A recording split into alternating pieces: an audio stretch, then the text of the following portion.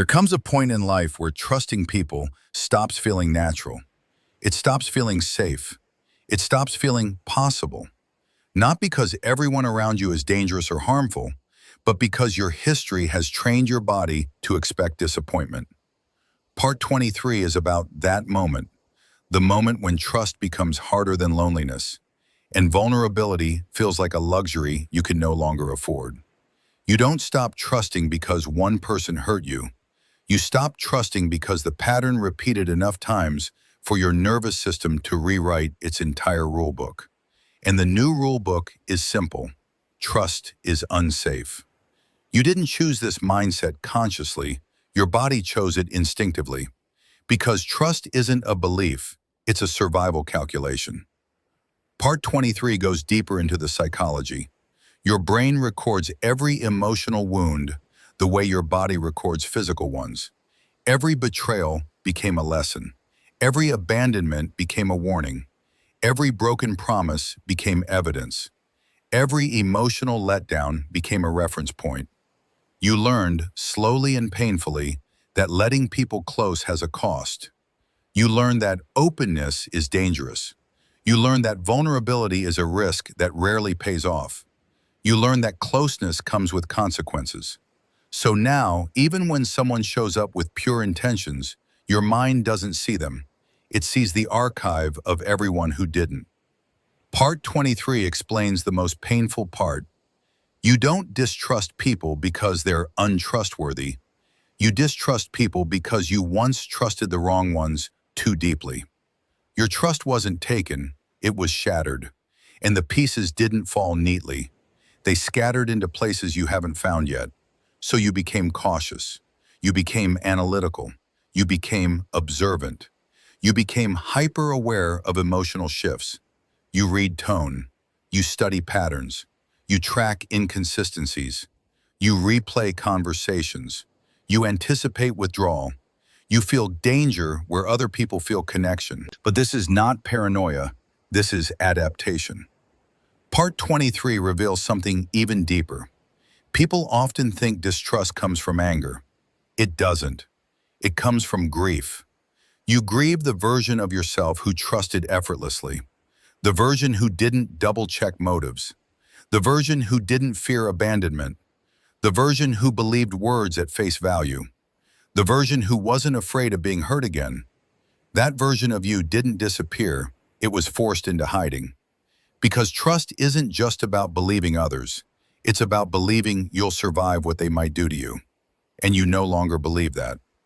Part 23 dives into the subconscious behaviors that emerge when trust is broken. You distance yourself before attachment forms. You keep secrets without meaning to. You hold back emotions to maintain control. You assume people will eventually leave. You treat kindness with skepticism. You test people to see if they'll fail. You avoid relying on anyone. You struggle to ask for help. You shut down when someone gets too close. You don't do these things because you're cold or unwilling. You do them because closeness feels like vulnerability, and vulnerability feels like danger. Part 23 continues. Even when trustworthy people enter your life, your nervous system doesn't update instantly. It operates on old data, the data from your trauma, not your present reality. People say, just trust again, as if trust is a switch. But trust is a nervous system response. Trust is a muscle. Trust is a memory. Trust is a wound. Trust is a scar. And healing it requires far more than time. It requires safety. It requires consistency. It requires emotional exposure.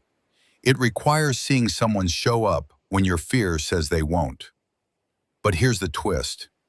Even when someone is genuinely safe, you won't let them prove it. Why? Because letting them prove it requires vulnerability, and vulnerability is the one thing your body refuses to risk. This is the paradox of distrust. You want connection, but fear prevents it. You crave closeness, but distance feels safer. You need support, but independence feels necessary. You long to be understood, but honesty feels dangerous.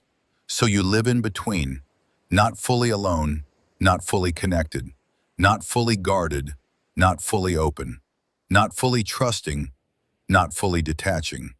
You exist in emotional limbo. Part 23 goes even deeper.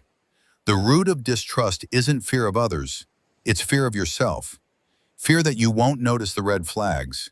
Fear that you'll misjudge again. Fear that your empathy will blind you.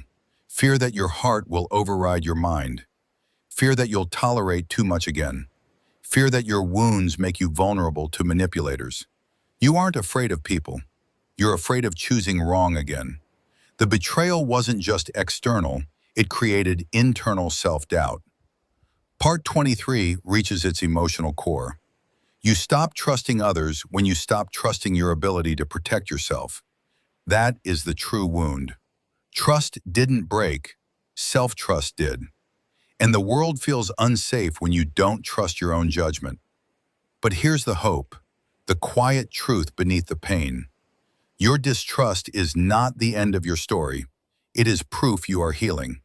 Because only people who once trusted deeply develop such protective walls. You are not cold, you're recovering. You are not unloving, you're cautious. You are not unreachable, you're rebuilding. You are not difficult, you're protecting the parts of you that were hurt before.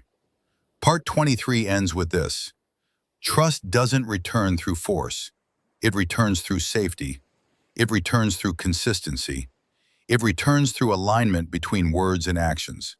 It returns slowly, subtly, quietly. And one day, without realizing it, you will exhale around someone instead of bracing. You will share instead of hiding. You will soften instead of tightening. You will believe instead of doubting. Not because they earned your trust, but because you finally allowed yourself to feel safe again. Trust isn't something you give to others. It's something you return to within yourself. And when that happens, your entire experience of relationships changes.